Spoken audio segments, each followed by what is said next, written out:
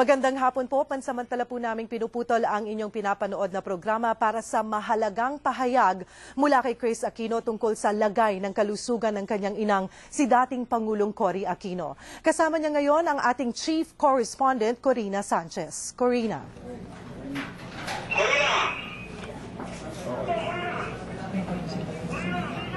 Okay po. Alright. Tayo ngayon sa kinaroroonan ng ilan sa mga miyembro ng pamilya ni former President Corazon Aquino. Si Ms. Chris Aquino ay naririto, ang kanyang anak. Gayon din si Senador Benigno Noynoy Aquino para maghatid sa atin ng medyo malungkot pong balita tungkol sa kondisyon ng kanilang ina. Meron silang inihandang statement o pananalita mula sa kanilang pamilya at narito ngayon si Chris Aquino para sa maikling anunsyo ng kondisyon ng kanilang inang si former President Cory Aquino. Chris? Corina, this statement we all prepared together, and it's coming from our family. Our mother had suffered from an episode of high blood pressure and difficulty in breathing, followed by fever during the week in between Christmas and New Year. Since that time, we all became concerned because of her persistent cough, loss of appetite, and her noticeable weight loss. Our mom wanted to know what was wrong with her, and with her family by her side, she submitted herself to a checkup and several tests. The results show that our mother is suffering from cancer of the colon. Our mother has always believed in being upfront. Over and above everything else, she's a woman who has lived her entire life entrusting everything to the Lord, and she has always been a woman of great faith. Ang pamilya po namin ay kagaya lamang ng sa inyo. Mahal na mahal po namin ang nanay namin at handa po kaming magbigay ng suporta, lakas at pagkalinga sa oras ng kanyang matinding pagsubok. Alam din po namin na ang buhay ng aming pamilya ay bahagi na ng kasaysayan ng ating bayan. Desisyon po ng nanay namin na mag-release kami ng statement para po maunawaan ng lahat ang kanyang kasalukuyang kalagayan. Nakikiusap po kami, sana maintindihan ninyo na kailangan po ng aming ina, kagaya ng lahat ng pasyenteng nagpapagaling, ng panahon po ng katahimikan. It's a very difficult time for our family, most especially for our mother. We respectfully ask that she be accorded her privacy. Our mom remains a believer in the power of prayer. We ask you for your compassion and for your prayers for our mom's recovery. Okay, ilang pananalita lamang siguro mula kay Senadora Noynoy Aquino. Wala na po ako dadagdag doon, except yung talagang matindi yung pakiusap na may pasyente, magpapagaling, siyempre kailangan ng katahimikan, kailangan makapahinga. Naintindihan po natin maraming gusto siguro makipagkita sa kanya, gustong tumawag, gustong mag-text, etc. Pero baka mas maganda kung alam naman po na nanay ko yung mga magagandang intensyon po nyo, kung pwede wag na lang ho nating dagdagan pa yung kapaguran, no? Dahil kailangan mailagay lahat ng lakas niya sa pagpapagaling. Okay, so rerespetuhin lamang natin ang kagustuhan ng pamilya na maikling pananalita lamang ang ilalagay natin sa ating live broadcast ngayon. Pero maaari po ninyong masubaybayan ang kabuuan ng maikli naming magiging panaya maya-maya lamang sa kalakaran po ng programming ng ABS-CBN Channel 2. Gayon din po ang kabuuan ng ating ulat tungkol sa kondisyon ni former President Cory Aquino na ngayon ay nasa bahay. Nagpunta sa doktor niya kanina. Nagpunta sa doktor niya kanina. Mamaya po ang buong ulat po natin ay masusubaybayan po ninyo sa TV Patrol at sa ilan pa nating mga news breaks. At uulitin lamang po natin at anunsyo ngayon ang pamilya ni former President Cory Aquino na ang kanilang ina ay mayroong sakit na colon cancer at sa ngayon po ay nasa ospital. Back to you.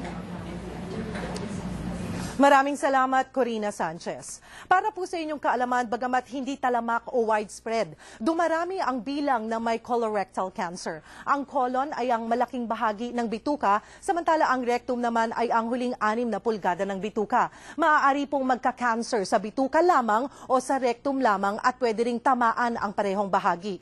Ang colorectal cancer ang pangatlong uri ng cancer na karaniwang tumatama di lang sa mga Pilipino kundi maging sa buong mundo na dulot di umano ng maling lifestyle. Ayon sa Philippine Cancer Society, noong 2005, naitala ang 8,500 kaso ng colorectal cancer sa Pilipinas. Kaya idiniklara po ang Marso bilang Colorectal Cancer Awareness Month.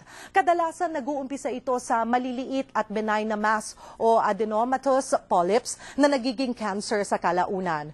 Kung hindi po ito maaagapan, maaari itong kumalat sa colon at kalapit na organs at posible ring makamatay. Napag-alamang malaki ang tsansa magkaroon ng colorectal cancer sa palagian at matagalang pagkain ng karne at processed meats at kung kulang po sa pagkaing mayaman sa fiber na matatagpuan sa prutas at gulay. Bukod sa maling dieta, maaaring sanhirin ang edad, may history ng colorectal cancer o polyps, may naman ng sakit na nakakaapekto sa colon kung meron sa pamilya na may ganitong uri ng cancer, diabetes at katabaan, paninigarilyo at pag-inom ng alak at kakulangan sa ehersisyo.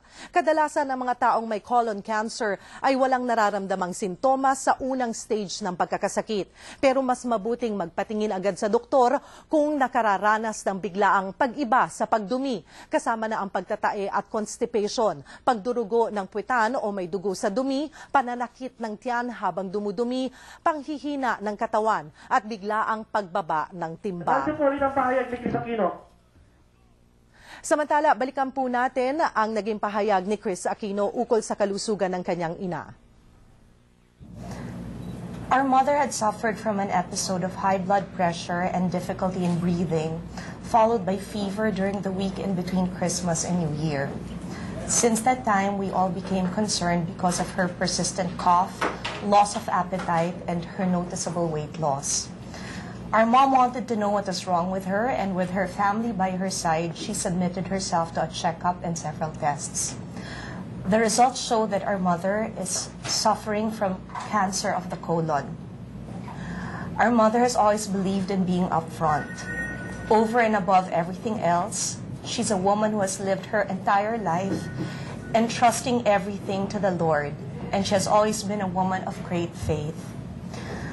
Ang pamilya po namin ay kagaya lamang ng sa inyo. Mahal na mahal po namin ang nanay namin at handa po kaming magbigay ng suporta, lakas at pagkalinga sa oras ng kanyang matinding pagsubok.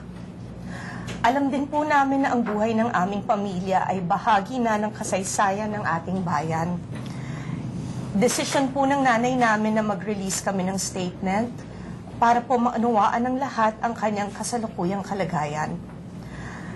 Nakikiusap po kami, sana maintindihan ninyo na kailangan po ng aming ina, kagaya ng lahat ng pasyenteng nagpapagaling, ng panahon po ng katahimikan. It's a very difficult time for our family, most especially for our mother. We respectfully ask that she be accorded her privacy. Our mom remains a believer in the power of prayer. We ask you for your compassion and for your prayers for our mom's recovery. Okay. Manatiling nakatutok sa ABS-CBN para sa iba pang nagbabagang balita.